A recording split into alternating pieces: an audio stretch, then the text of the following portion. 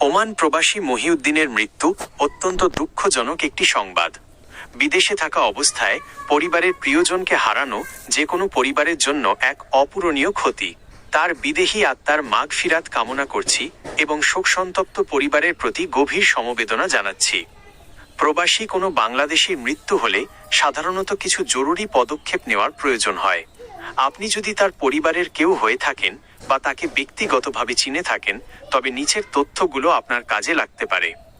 মরদেহ দেশে আনার প্রক্রিয়া। ওমানে অবস্থিত বাংলাদেশ দূতাবাস, এমবাসি অফ বাংলাদেশ, মাস্ক্যাট, মরদেহ দেশে পাঠানোর ব্যাপারে সব ধরনের প্রশাসনিক সহায়তা প্রদান করে। এক্ষেত্রে নিয়োগকর্তার কফিল, কাজ থেকে পাওনা এবং বীমার টাকা আদায়ের বিষয়েও দূতাবাস ভূমিকা রাখে। 2. সরকারি আর্থিক সহায়তা।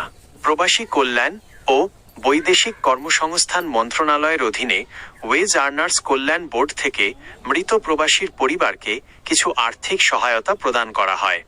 দাফন খরচ। মরদেহ দেশে পৌঁছানোর পর তাৎক্ষণিকভাবে একটি নির্দিষ্ট পরিমাণ টাকা দেওয়া হয়। মৃত্যুজনিত অনুদান। পরবর্তী সময়ে নিয়ম অনুযায়ী একটি বড় অঙ্কের আর্থিক সহায়তা পরিবারকে দেওয়া হয়। 3. প্রয়োজনীয় কাগজপত্র।